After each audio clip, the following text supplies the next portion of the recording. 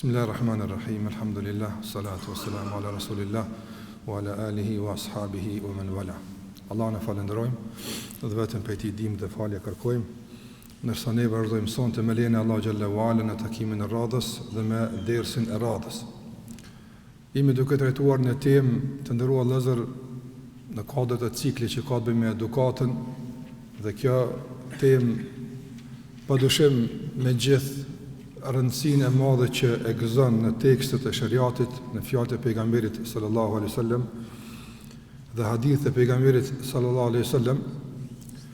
Fatkeqësisht kjo rëndësi nuk ka reflektuar me të njëjtin nivel edhe në jetën e besimtarëve. Prandaj neve si muslimanë takon që asaj që i ka dhënë rëndësi Zoti xhallahu ala dhe i ka kushtuar vëmendje pejgamberit sallallahu alaihi wasallam, të njëjtën ta bëjmë edhe ne. Dhe nëse kemi dallimin këtë drejtim, atëherë padyshim se ne duhet i përshtatemi asaj që Zoti ka kërkuar për neve, jo të bëhet e kundërta. Ndoshta temat që kanë të bëjnë me jetën bashkëtorë nuk përbëjnë, ndoshta për shumicën prej muslimanëve, rëndësinë e duhur që duhet kushtuar vëmendje.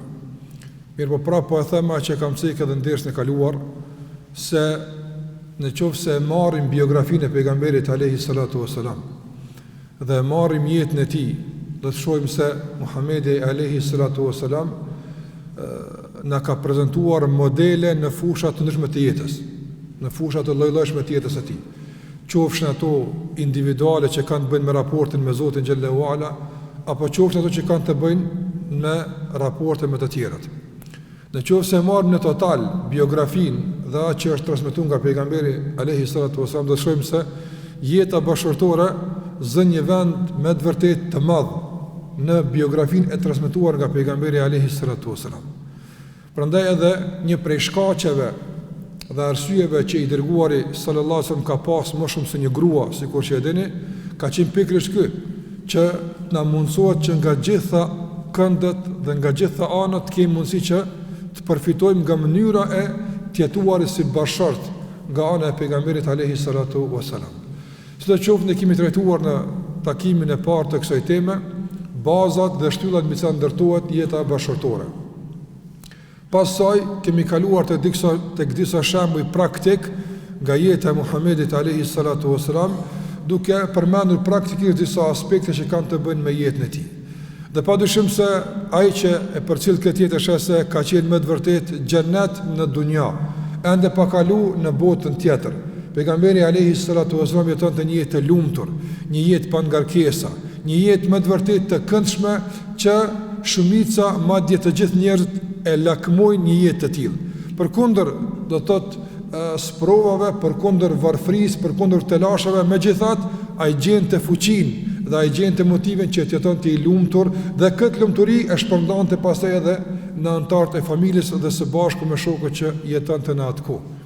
Andaj jeta bashkëtorë të ndërlozur është një begati, është një dhuratë, është mirësi nga Allahu xhallahu ala, madje Allahu te bareka ve taala, sikur që dini, në disa vende në Kur'an e përmend këtë begati. Dhe në një rast sikur në surën Ar-Ra'd, Allahu xhallahu ala thotë: "Wa min ayatihi", dhe nga faktet dhe argumentet që Allahu a prezanton juve se ai është Zoti dhe se ai është i vetmi që meriton të adhurohet, përmend në kuadër të këtij argumentimi edhe jetën bashkëtorë. Prandaj bashkim mes dy njerëzve, mes dy krijesave që nuk janë njohur përpara, vinë nga ndoshta familje të ndryshme, të ndajnë një jetë pasaj së bashku deri në kulminacion e një intimiteti dhe privatësie, padyshim se një gjë të tillë nuk e mundson askush pas Allahu xhallahu ala, ai që zbret dashuri dhe respekt dhe mëshirë mes këtyre dy bashkëshortëve. Prandaj Allahu xhallahu ala thashë përmend si argument të ekzistimit të tij, si argument se ai është i vetmi që meriton të adhurohet. Me një aspekt, shikoni Allahu çka bën. Kush ka mundësi me i pajtu pas Allahut? Kush ka mundësi me i bërë që duhen pas Allahu xhallahu xhelalu e kështu me radhë. Mirë po, duke qenë kështu, kjo nuk nënkupton se jeta bashkëtorë nuk kalon për turbulenca të caktuara, nuk kalon për probleme të caktuara, madje nganjëherë mund të vinë edhe deri tek mospajtimet edhe problemet eventuale mes bashkëshortëve. Andaj dua sonte me lenë Allah të manduar përmes disa pikave të prezantoj metodën e pejgamberit alayhi salatu wasalam për të kalimin e problemeve bashkëtorë. Mendoj të ndërrollë vëllezër dhe motra se këto pika që do i përmendi është e vërtet se janë të përzgjedhura për këtë aspekt, për aspektin e problemeve bashkëtorë, por nuk do të thotë se këtu përfundojnë. Këto pika mund të shërbejnë edhe në çdo situatë, në çdo rast, do të thotë kur besimtari ballafaqohet me probleme të caktuara, se mbi cilat baza duhet me ndërtu metodën e tij për shërimin e problemeve dhe tejkalimin e mospajtimeve. Allahu xhallahu ala të ndërlozër na ka mësuar edhe këtë aspekt. Do të thotë jo vetëm aspektin e mirëqenies, dashurisë dhe respektit, por na ka mësuar edhe kur të bime të lashe si të dalim prej tyre. Pika e parë dhe hapi i parë që duhet të ndërmirret në momentin kur ndodhin problemet e caktuara, kur nuk shkon diçka mirë mes bashkëtorëve, nuk është ndoshta duke lundruar anija e kësaj jete si duhet, ndoshta përplaset me dallë të caktuara, më të vogla apo më të mëdha, kjo është tek e fundit relative, por nuk ecë si duhet. Hapi i parë që duhet më ndërmarrë është t'i kthehemi Allahu xhallahu ala. Atij t'i drejtohemi dhe atij t'i përkushtohemi dhe me dua Allahu xhallahu ala t'i drejtohemi. E që fatkeqësisht shumica e njerëzve nuk e bëjnë këtë. Njerëzit kur kanë probleme të caktuara, zakonisht do të thotë ose tentojnë që të imponojnë versionin e tyre dhe kështu duhet të jetë, ose kërkojnë nga njerëzit kush po u ngjet dorën me dal nga kriza. Mirë, po për shembull, cili njeri kur ka problem, për shembull po e marrim këtë që po flasim, jeta bashkëtorë. Ndodh që burri të ketë problem me gruan, nuk mund të mirën vesh, kanë problem të caktuar.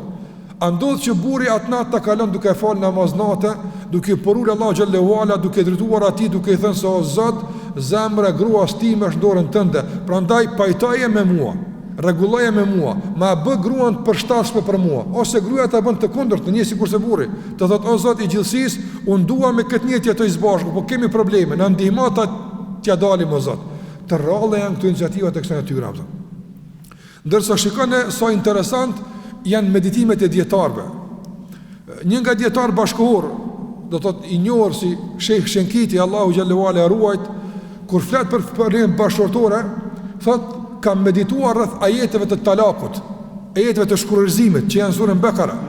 Në surën Bekara Allahu xhallahu ala përmend disa ajete të shkurëzimit. Do si vjet të shkurëzimin, nëse vjen rregullat sa herë mund të ndodh rregullat të kësaj natyre të problemeve ato. Dhe kur Allahu xhallahu ala flet për këtë çështje, për çfarë këtë meditim, thot në mesin e ajeteve të shkurëzimit, në mesin e ajeteve ku flasim për probleme bashkëtorë, Allahu xhallahu ala thot hafidhu ala salawati was salati al-wusta wa qumu lillahi qanitin. Në ajetin 238 kthehun atje, pikërisht në mesin e ajeteve që flitet për jetën bashkëtorë dhe për problemet, Allahu xhallahu ala thot hafidhu ala salawat, bëuni të kujdesshëm për namazet, was salati al-wusta, veçanërisht për namazin e mesëm, që ka mos pajtime tek dietarë sa është sabahu apo është ikindia, dy namazet që njerëzit çalojnë në këtë drejtim, veçanërisht sabahun. Wa qumu lillahi qanitin, shikoj këtë thirrje, wa qumu lillahi qanitin. Allahu xhallahu ala thot dhe ngrituni dhe qëndroni të porulur për Allahu xhallahu xhelaluhu. Prandaj kjo është zgjidhje. Kujdesni për namazin, se ndoshta mos kujdesni për namazin ka reflektuar me këtë dënim që mos ketë përshtatje bashkëtorë. Ndoshta mos kujdesi për Allahun xhallahu ala ka është përkthyer pastaj me mos kujdes të ndonjën nga bashkëtorët të tjerë ato. Prandaj ktheju Allahut azza xal, drejtoju atij, ndërmerrni masat e duara që me Allahun të pajtohesh në çdo mënyrë që është e mundshme. E pastaj do të shohësh rezultatin. Shikoj për shembull edhe këtë situatë. Allahu xhalla xhelalu të ndërozër na përmend një problem që ka qenë në jetën e një pejgamberi. Domethënë ky problem nuk ka prodhu mos pajtim mes bashkëtorëve, por ka qenë problem. Ka qenë problem. Fjala është për Zekarian alayhi salam. Zekaria alayhi salam ka pas problem me gruan e tij në çfarë natyre? Se do të thotë nuk ka pas fëmijë. Nuk ka pas fëmijë derisa është do të thotë derisa ka arrit në moshën e shtyr, deri në atë moshë Allahu xhallahu nuk e ka furnizuar me fëmijë. Dhe padyshim se në atë moshë tashmë është dorëzuar Zekaria alayhi salam nga se ka humbur çdo shpresë se do t'i vijë fëmiu. Mirë, po kur ka pas disa, sikur se ka ardhur Sura Ali Imran, kur ka pas furnizime që Allah po jep Mariemit, do të në dimër ka ngrënë frutet verës dhe ka pa kjo gjendje ka përkujtuar se ktheu Allahut prap. Ktheu Allahut prap. Do këtu bëhet fjalë për një defekt. Defekt do të thotë që është ose tek bashorti ose tek ai. Defekt i cili po pamundson zhvillimin e natyrshëm të jetës bashkëtorë. Është normal, sikur që kemi përmend, një nga objektiva dhe arsyet e martesës në Islam është shtimi, që njerëzit të shtohen dhe fëmiu i jap bukuri dhe i jap dashuri dhe i jap mirësi jetës bashkëtorë. Në këtë rast kishin bëjmë një defekt, sprov nga Allahu xhallahu ala. Normalisht nuk përkthej ky defekt larg asaj me mospajtime, me urrëtie, mirë po e ndinte një mangësi në këtë drejtim Zekaria alayhis salam. Çfarë bëri Zekaria alayhis salam? Shikoni në nderuar. Allahu xhallahu çka thot? Wa Zakaria idh nada rabbahu rabbi la tadharni fardan wa anta khairul warithin. Shikoni këtë dua.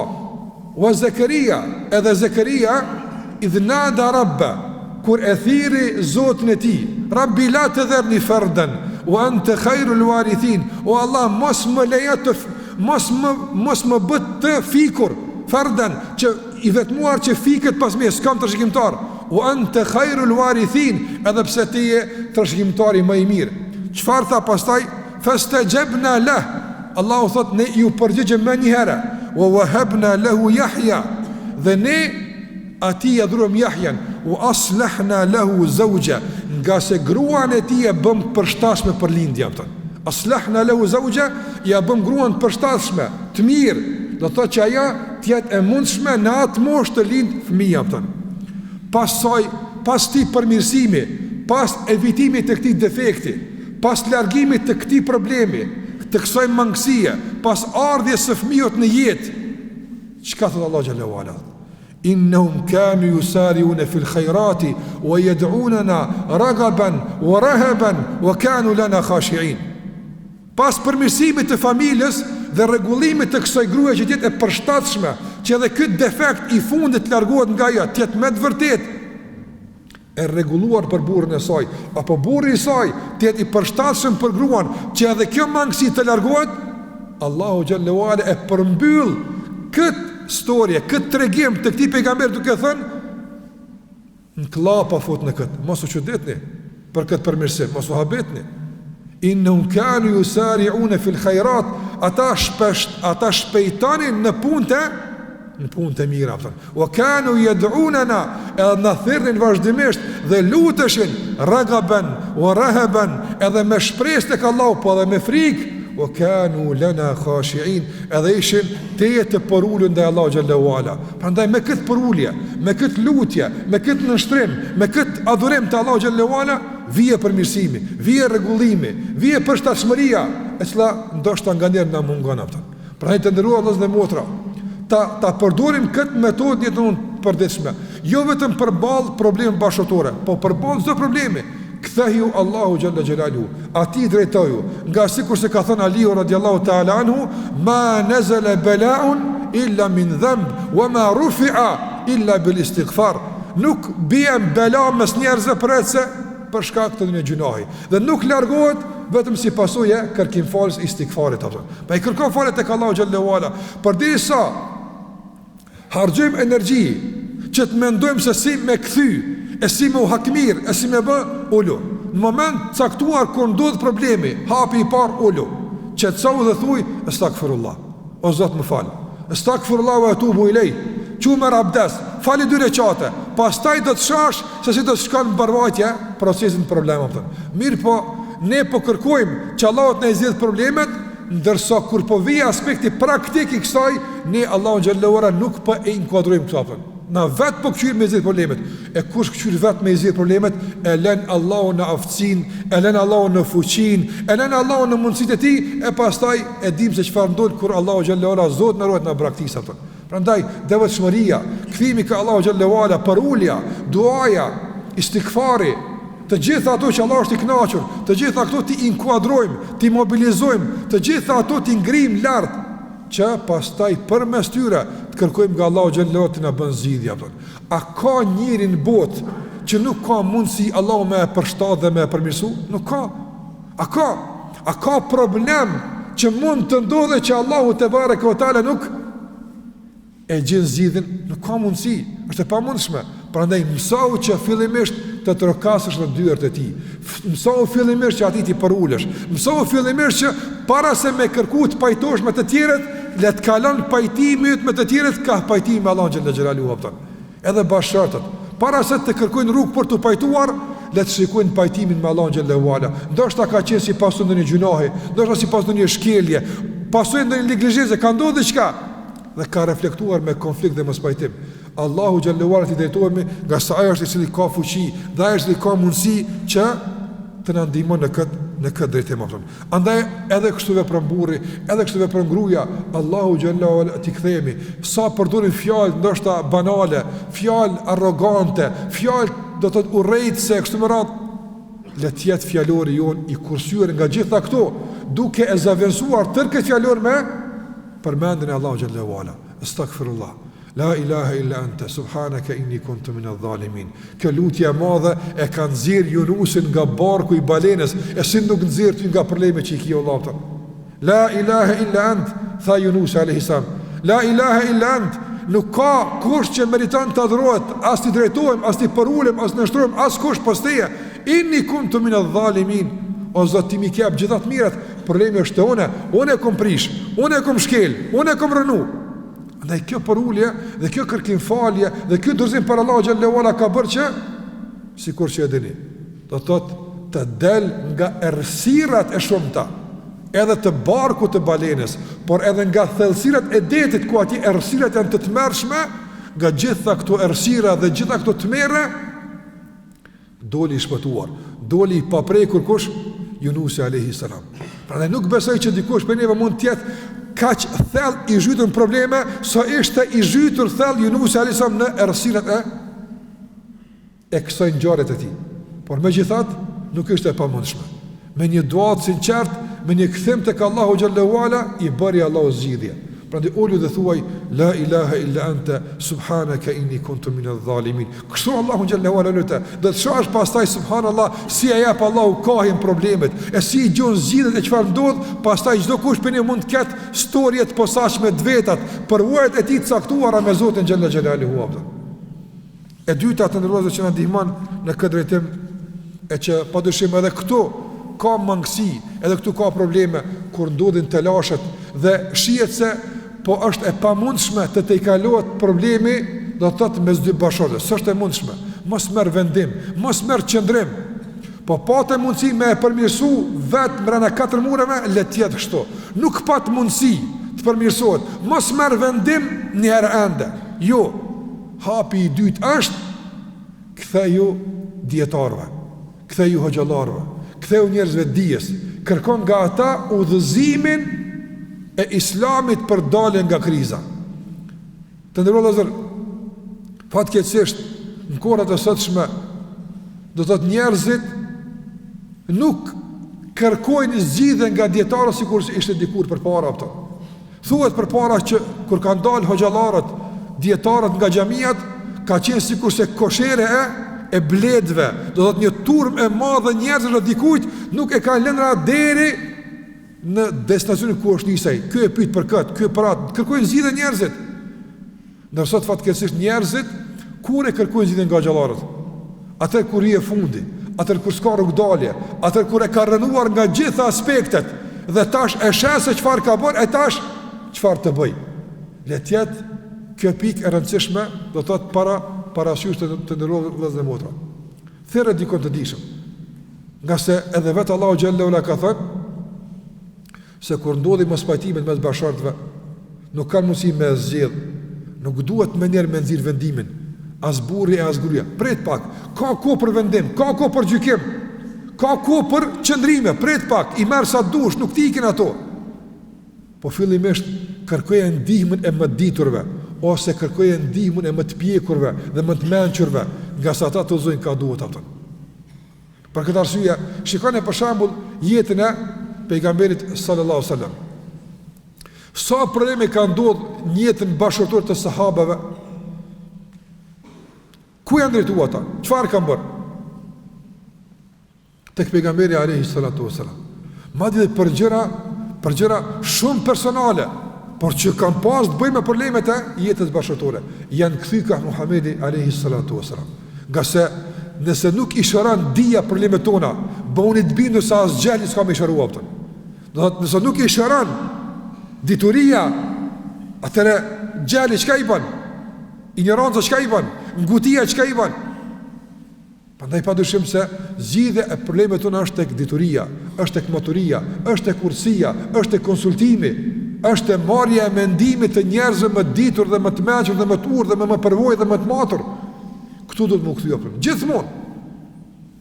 Dhe jam i bindur në bazë të shumë përvojave se problemi i shumë problemeve në jetën bashkëtorë është shkaku i shumë problemeve që kanë eskaluar pastaj ndoshta edhe në atë më të keqen që është ndarja, ka qenë pikërisht mos inkuadrimi i njerëzve të ditur në fazat e hershme të problemit ato.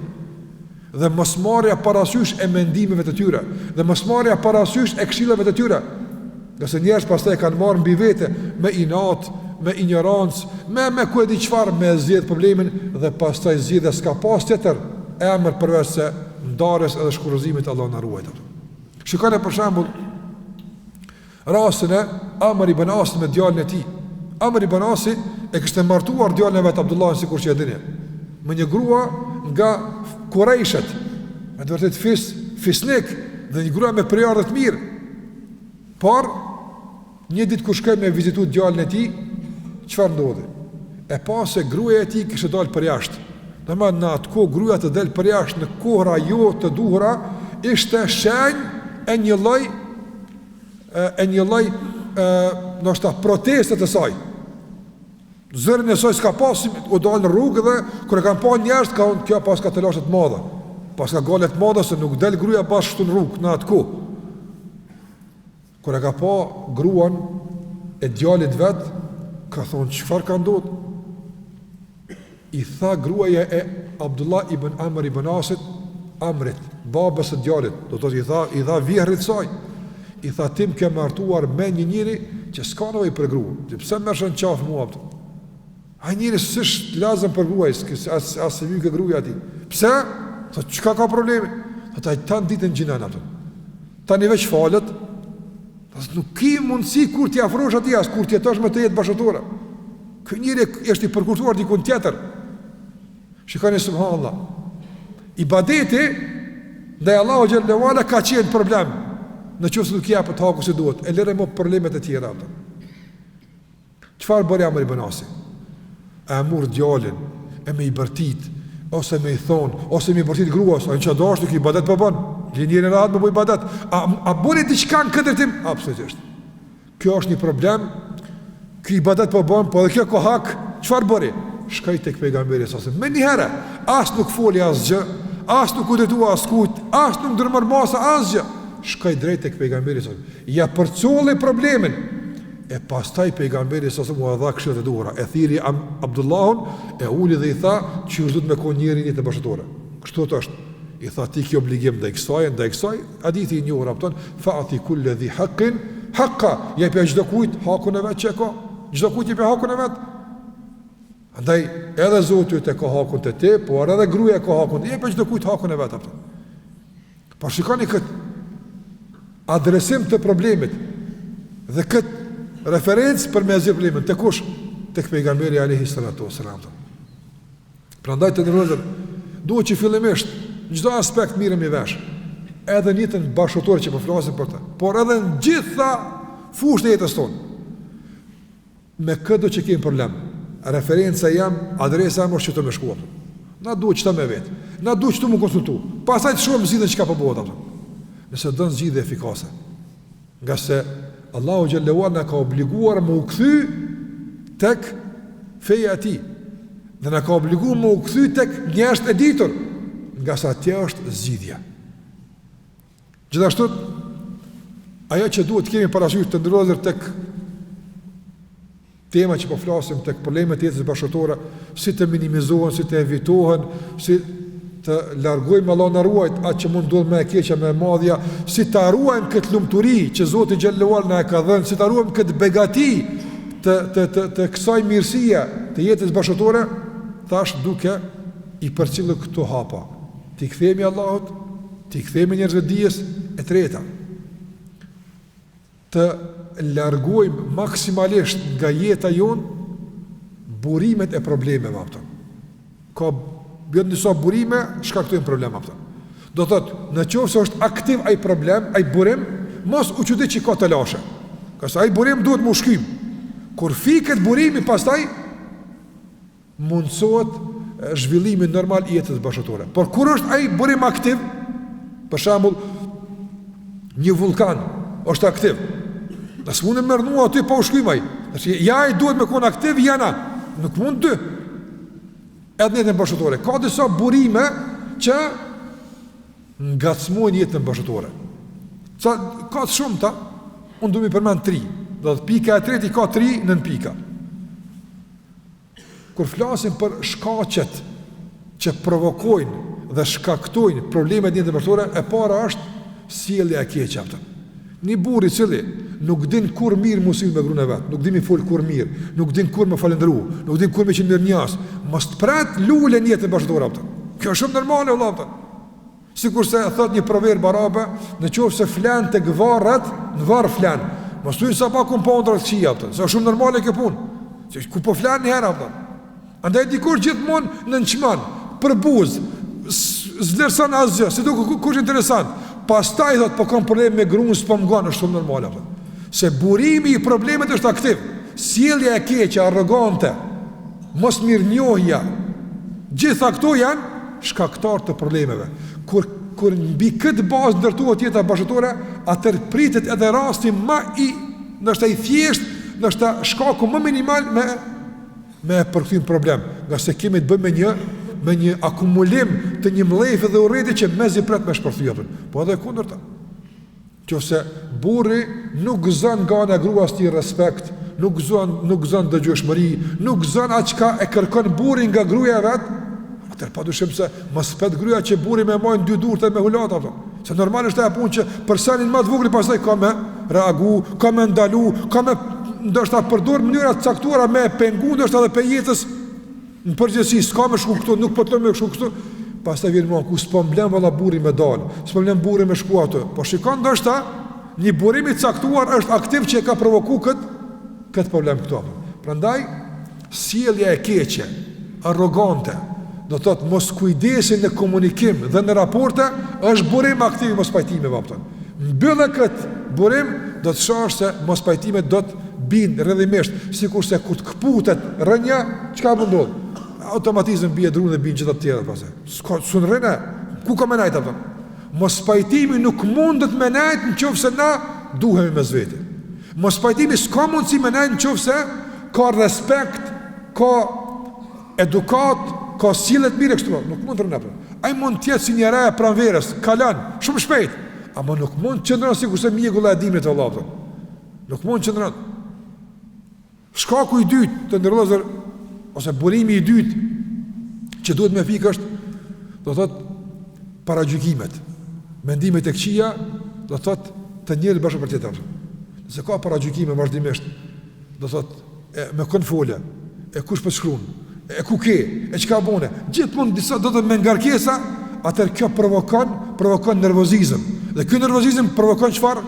Më njerë elektricitet, i cilin fërkimin e parë i jap shkëndijëzët e mos pajtimit apo. Ai largoj paragjykimet, largoj mendimet e këqija, të cilat i ushqen shejtani vazhdimisht në kuadër të vezveseve për me e turbulluar jetën bashkëtorë atë. Dhe kam thënë të ndërozë në takimin e kaluar. Në qoftë se jeta bashkëtorë nuk ndërtohet në mirë kuptim, nuk ndërtohet në mirë besim, nuk mund me vazhdu larg atë. Mund të jetë me imponim, mund të jetë ndoshta me hatër, por jo me dashuri dhe me respekt atë. Prandaj largoni mendimet e këqija, largoni paragjykimet. Mendoni mirë për një tjetrin, do të shihni dhe do të bindeni se shumica e problemeve pastaj do të bien me automatizëm. Se i ka prodhuar kush? Paragjykimi. Dhe paragjykimi pastaj çfarë bën? e sjell njërin edhe në situata të pavolshme të spionimeve, këtyre ku po shkon, spionime të neverice, të cilat pastaj edhe e bëjnë të vështirë jetën bashkëtorave. Dhe e treta, për shkaqeve që duhet evituar është, do të thotë minimizimi i ndërhyrjeve të jashtme në jetën bashkëtorë. Duhet bashkëtorëve me ulon vetë anijën e udhëtimit tonë. Ata e dinë çfarë quajnë vetë anijën atë. Momentin kur duhen mu përplas dikun, ju një mujmë aftën. Mirë po, anija shkon si mas mire, fillojnë ndërhyjen nga jashtë, po nga një mund me qenë të mira, po të papërshtatshme. Të papërshtatshme aftën. Ndoshta jeta e prindve ka qenë e mirë, por juaj model domosdoshmërisht është i përshtatshëm edhe për fëmijët e tyre. Leja ata me përzgjedh modelin e vet që ata respektojnë dhe duan.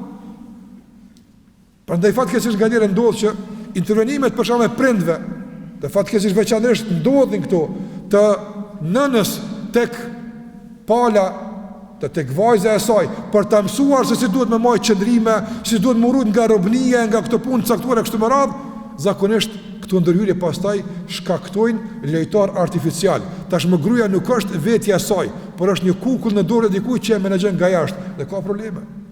Po edhe burri kështu, që se lejon që dikush më ia mësu burrnin për jashtë, sa ai shkon shumë mirë me gruan e vet. E respekton gruan e vet shumë mirë shkon. I tha dikush, burri që ka kapur. Duhet burri kështu me kon. Do të jam mëson një version, po të shkon ty mirë jeta, apo çka kualita ashtu burrnia apo burrni? Apo ai jeti rahat me gruan tënde. Po pse duhet me lut dikush tash më na mësuese apo shkelet kufin i burrnis apo nuk shkelet kufin i burrnis. Na e mësum kush na mëson këtë vi? Na mëson dia. Na mëson feja, ku shkelet vija. Ama jo për shembull përvojat e dikujt ose xhelozit e dikujt ose zilit e shumë njerëz fatkeqësisht. Shumë njerëz nganjëherë i shoh në pamjen e shejtanit përballë Ademit alayhis salam. Ka njerëz kur i nin ka t'japin nasihat, janë sikur se ai shejtani do thot i cili thon te Ademit alayhis salam, a do më ta kallëzu se çysh mund me gjithmonë në xhenet apo. Hey Allahu xhallahu ala që ka thënë xhenet, don Allahu këtë ka dhënë mirat.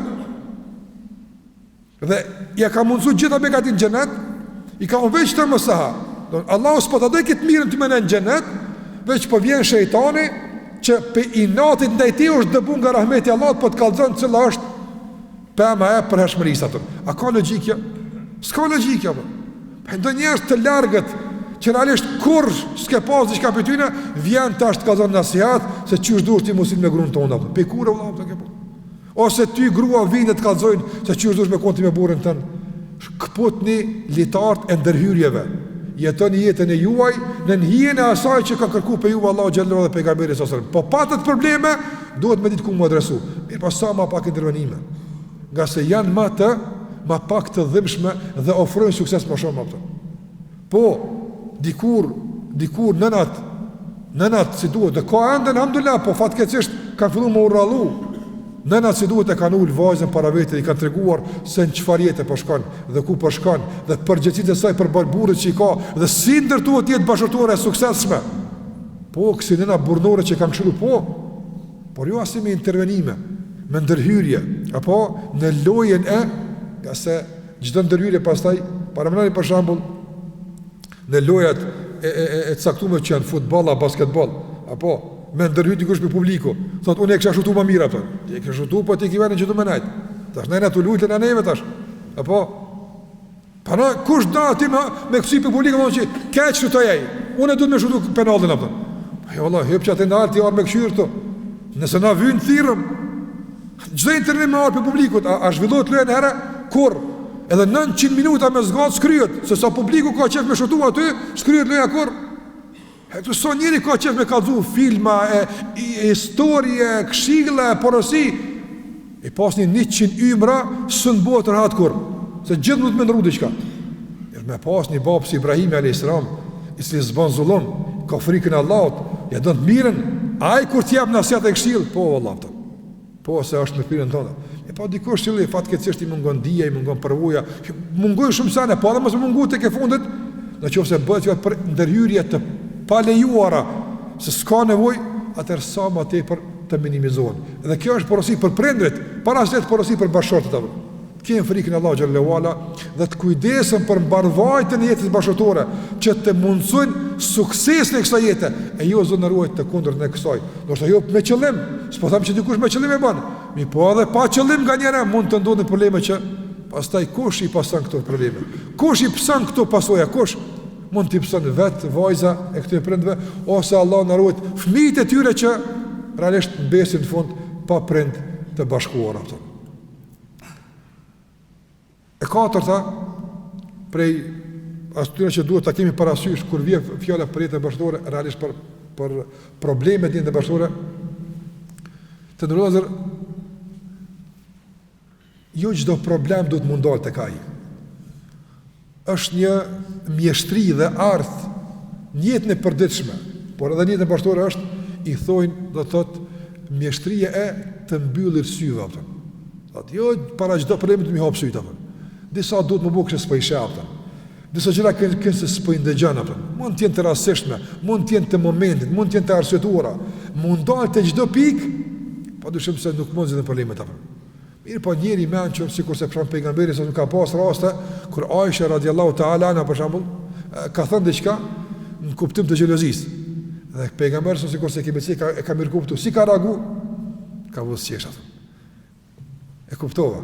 O kry puna, me një të bosjesh me e ka kry problemin apo. Kaq, tash munale me aty me tjerë, pse teja, unë gjithë me ty, ka përse e këtë puna.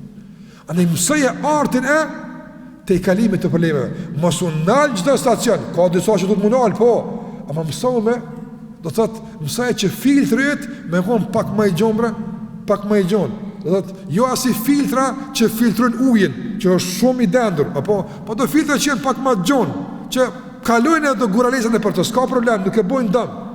Ka si janë të natyrshme. Kush për i neve është i pa të meta? S'fa me kërku tash me krejt, ka të meta, edhe burri edhe gruaja ato. Duhet mu pajtu me disa të meta për mes për para ato. Disa, s'po thë me gjitha. Prandaj, mjeshtri e të i kalimit të problemeve është mjeshtria jote për mu bo kishe skenia ato. Ja, s'po marrë vërë ose sniva, ose kështu me radhë, nga se kjo është ajo që arabat i kanë thonë Sayyidul Qaumi el Muteghafilu. Kanë thënë arabat për parën e proverb, kanë thënë, do thotë, udhëheci i një populli është ai i cili, do thotë, bëhet kështu sponin për ka herë. Jo si që stin hiç, asë jo, po do punë, e dinë ku është e mira apo. E diun ku është. Munal të çdo sa njerëz që flasin, çdo propozim që japin njerëzit, smun është i udhëheq ashtu apo. Prandaj janë do gjëra të cilat njëri duhet me t'i kaluar. E pesta që ka të bëjë me këtë temë, do të thotë metoda e pejgamberit alayhi salatu wasallam në zgjidhjen e problemeve bashkëtorë. Çuçi ajo ka bërë? Është edhe metoda e dialogut edhe bindjes apo. Nganjëherë për shkak bëhet fjalë për një çështë caktuar apo. Nuk shkon me një arbitrar apo. Se përdon problem. Po nuk shkon gjithashtu edhe me hekje dorë, nga sa është e mirë. E qysh duhet më apo? Duhet bashkë të ndërozë që ta ngjallin mes tyre artin edhe mjeshtrinë e dialogut e diskutimit apo. Tash kush më thot, unë e mengu ato, kam thot, ja duhet mengu ato. Ka ngu pejgamberi se duhet mengu ato. I ballavojim argumentet e këshyrim kush e ka më mirë, s'prish punë. Në qoftë se kemi referencë të sigurt, e dim ku i shoshitëm me mendimet dhe e dim ku i verifikojmë qëndrimet, s'na bën dëm diskutime ato. Prandaj pejgamberi sallallahu alajhi wasallam për shembull kur ka ndodhur, merre për shembull rastin e akuzimit të Aishës. Kjo është ka qenë problemi i madh në familjen e pejgamberit sallallahu alajhi wasallam. Kur është akuzuar Aisha me çfarë ka bërë pejgamberi sallallahu alajhi wasallam? Kur s'ka marrë, e ka ul Aishën dhe ka diskutuar për këtë problem. E ka ul dhe ka diskutuar. Kjo problem i madh Allah. Dhe ka pas rrethana bajagibinse në favor të shpifzve në aspektin e jashtëm. Ka pas. Por pejgamberi sallallahu alajhi wasallam s'ka marrë kur forcën e imave. E ka ul Aishën dhe i ka thonë, çka ka ndodhur? Nëse ka ndodhur, nëse ka diçka, kështu më radh. S'është mjaftuar me kaq. Shikoj pejgamberi tash ka shkuar tek Zeynep bin Jahsh. ka qenë gruaja e pejgamberit sallallahu alajhi wasallam, dhe thot Aisha radhiyallahu anha, s'kum pas ortake më rival që Zenebi apo. Ka qenë ortake më rivale e Aishës radhiyallahu ta'ala anha. Tash këta po e pyet pejgamberin për Aishën apo. Por subhanallahu kanë qenë devotshme. Rivalitetin do punë si ka po me konzullumçara apo, me fol keq për ta. Tash e ka rastin, shaja e Rasulullah, i ki boll tjerat, ja s'ka bëu kështu apo, se i ka ditë i del Allahut përpara, çka i thot për shpifje pastaj. Andaj ka thonë, ja Rasulullah, unë nuk du më njollos me asgjën këtë, as me gjuhën time, as me veshin tim. Maja Aisha se s'ka në te, po s'kajra pëtën. Ka thonë Zenebi apo. Kjo problem është. Andaj shiko se ka zjedh, ka diskutu me ta, me antarët e familjes, ka bisedu me këtë, që shpja bojmë, e ka ngadru e Bubekrin, e ka pyt, madje e ka pyt Aliun radhiyallahu anhu se mi abo. Ka se dialogu dhe diskutime shumë rëndësia pëtën. Prandaj pejgamberi sallallahu alajhi wasallam e ka pas këtë metodë të diskutimit mes vetave. Çka po thotë? E si po thoni e kështu me radhë. Ose në raste të caktuara për shembull, i kanë dëgjuar pejgamberi sallallahu alajhi wasallam dhe pastaj u ka sjellë një version të vetën. E un po them kështu. Pastaj të shumë ç'është më e mirë apo. Prandaj të ndërrozer diskutimet, debatet, bisedimet me familjen janë të domosdoshme. Veçanërisht kur kanë të bëjnë me interesin e të gjithëve, apo me interesin e të gjithëve. Të gjithë kanë marrë pjesë në atë vendim. E pse mos të gjithë kanë u prek, po duhet të thonë nga i vendim. E pse mos më marrë pjesë në atë vendimare pra? Kur është mundësia. Dhe sipas shumë, domethënë studimeve që janë bërë, që flasin për problemet e bashkëtorë, që kanë eskaluar pastaj në shkurëzim në disa prej vendeve muslimane fatkeqësisht apo. Do të thotë kanë marrë, do të thotë anketa dhe kanë bërë studime në shumë shtete dhe ka dalë, do të thotë se 92% e arsyeve që kanë shpi deri tek shkurzimi ka qenë se bashkëtorët nuk kanë diskutuar fare për problemin që ka shpije në shkurzim ato. S'ka diskutim, s'ka bisedë, hajde bisedojmë, ulëm, hajde dialogojmë, dialogu është shumë e rëndësishme. Këshyrëm, ka mundësi kam gabim, ka mundësi ulëm. Mirë, për momentin kur ne jam mbyllëm dyrë dialogut dhe imponojmë zgjidhje arbitrare, padyshim se atëre nuk ka të pas shpërthimit. Në këtë rast, shkurëzimit Allahu na ruaj apo. E pejgamberi alayhi salatu wasalam e ka preferuar dialogun dhe ka pasur bisedat, ka pasur shef. Prandaj dini edhe me ehlu kitabin, me krishterët e me jehudit, madje me mushrikët me dinën, me Mekë, me udhëtarët, dialogante, bisedante pejgamberi sallallahu alajhi wasallam. Nga se dialogu hap dyrë të shumë të atë sqarimit të shumë gjërave që mund të jenë të paqarta në momentin kur komunikimi është i mbyllur apo. E shembuj të tjetër shumë të ndryshme që flasin për, do të thotë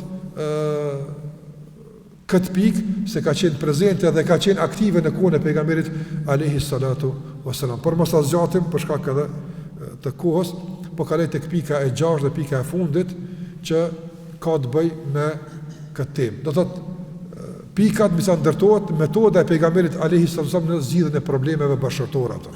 Thash ka të shumta, por ne munduam me përmbledh disa prej tyre duke sjell nga një shembull vetëm, e shembull sikur që janë të shumtë.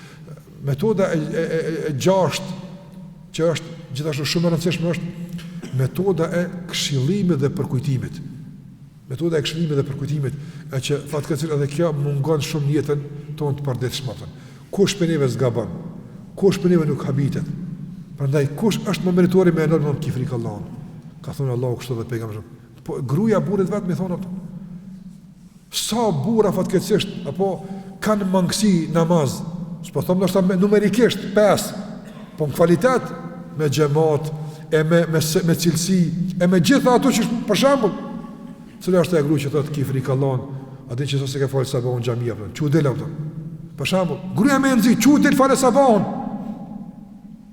Qëse i takon burrave me don xhami për namaz sabahut ato. E mos tase për namaz të tjera. Ose e sheh për shembull në shoqëni, çka lyp ti këtë vakt me këta apo. Jo në kuptim të kontestimit dhe kësaj, po ki frik Allahun. Qase ajo nuk është shoqënia jote, ata nuk të bëjnë mirë. Pse s'rrin me këta?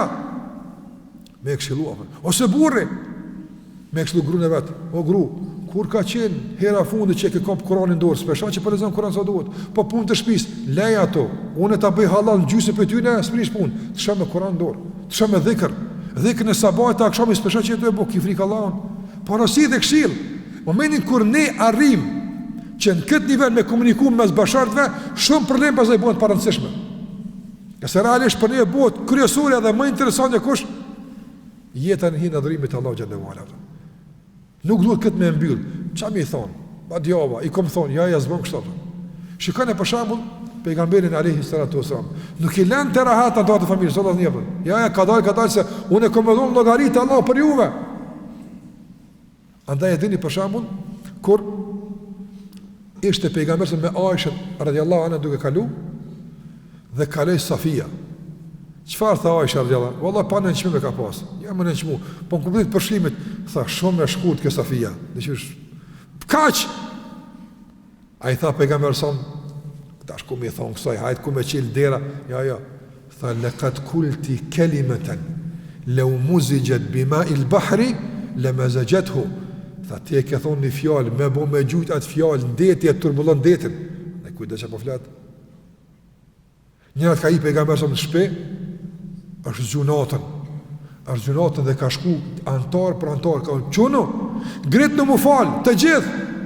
Nga se sot është hap pak vrima e je gjujt me gjujt. U afru kiameti ju po flani, pra 1400 vetë vëftën. Apo, është afru kiameti, tha, e ju i një gjumë, gritë në, falë në.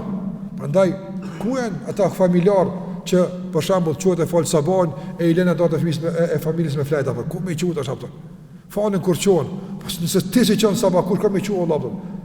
Nëse nuk jeni mësu që më u këshillu për Allah, për çka jeni mësu me tu Allah. Po ku më i thon tani po i dhnohet? Kush po i dhnohet?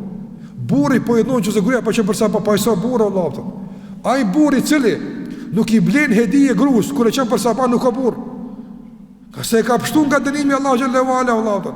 Dhe e kundërta, kjo meriton hedije, kjo meriton mirënjohje, kjo meriton lavdat.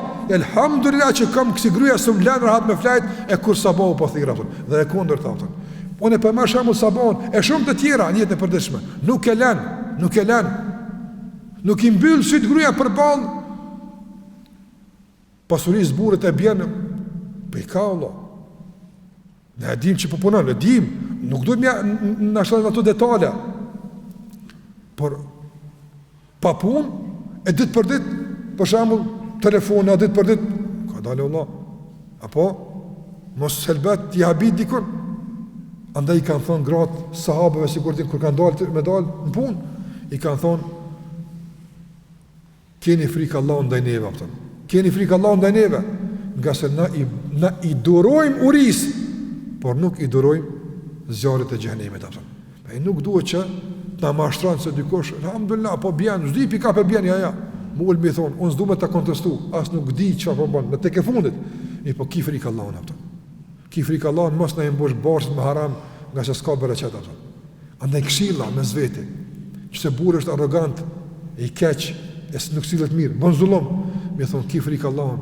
A e din që pejgamberi sallallahu alajhi wasallam nuk ka qenë kështu në familje? A din që Allahu Gjalla Gjalaluhu dënon për zullum, ose e kundërta? Për shembull, kur gruaja për një tmet burrit i argëzon këtë mirat, më thon burri, a din që Allahu ka thënë dhe pejgamberi ka thënë, kush nuk i falëron njerëzit, nuk është as ndaj Allahut mirënjohës. Atë mësojmë të ndërozë që në këtë nivel të komunikojmë me anëtarët e familjes, me këshilla, me porosi, me ndihmë dhe përkrahje ndaj njëri tjetrit që të jemi më të mirë në ibadet, në dhikr. Jo për shembull që komunikimi mes bashkëtorëve të jetë ose për dunjë, ose kur kanë për lënë herë për një punë caktuar. Mirë, po e treta nuk ekziston apo fatkeqësisht ato. Nuk ekziston. Ata janë të bëj plan me dalë me blet diçka, se po mungon dhe gruaja po lyp, janë të ushtypur në sens se po mirën vesh. E treta vështirë me gjet apo. Kjo s'është jetë Allah. Andaj më ulëm me bisedu që sa kohë ndoshta me bisedu me gruan tonë, nuk ka komunikim më i ëmbël dhe më i këndshëm se këtë niveli Allah. Komunikimi që ka të bëjë me porosinë dhe këshillën, wa tawasau bil haqqi wa tawasau bis sabr. Allahu xhallahu ala këtu e ka thonë jeta çdo ka kuptim. Apo innal insana lafi khusr. Njeri është në humbje, s'ka kuptim jeta e tij, illa pos ata që kanë besu, bojnë punë mira, këshillohen me zvete, porositë njëri tjetrin për el haq, ata që është e vërteta, ajo që është e obliguar, ajo që duhet, dhe gjithashtu këshillohen për sabër. E kush është më meritor të inkuadrohet në këtë këshillim se sa bashkët me vetë ato. Qohë për namaznatës. A ka thonë pejgamberi s.a.s. Shikoni këtë pamje që Allahu i qeshet së pamje. Allahu i gëzohet së pamje. Kur burri qohet me fal namaznate, edhe zgjën gruan aja nuk do më qua, po, ai merr do pikë ujë stërpik të çumër se apo edhe ajo qohet. Këtë mënyrë të zgjimit për namaznate, subhanallahu, këtë pamje Allahu i qeshet kësaj pamje. Mënyrë sikur se i takon atij. Allahu i gëzohet së pamje ose kundërta. Burri pak ma gjumash, ma ran më qua, po gruaja pak ja stërpik fytyrën, nuk thot edhe njerë me stërpikën, ja bravo. Nuk thot se s'po stërpik për xhenem, po për xhenet, me kënaqë Allahu xhallahu ala. Andaj mënyra që ai reagon me buzëqeshje, thot Allahu trujt, elhamdullah që kam kësi gruaja, apo Allahu xhallahu ala i qeshet kësaj situate, i kësaj begatie, nga se realisht çeto është kuptimi i jetës atë. Çeto është realiteti i lumturisë, çeto është bukuria e të jetuarit në jetën bashkëtorë atë. E pastaj me tjerat, qoftë me Kur'an, qoftë me çka do qoftë, por edhe në punë të tjera atë.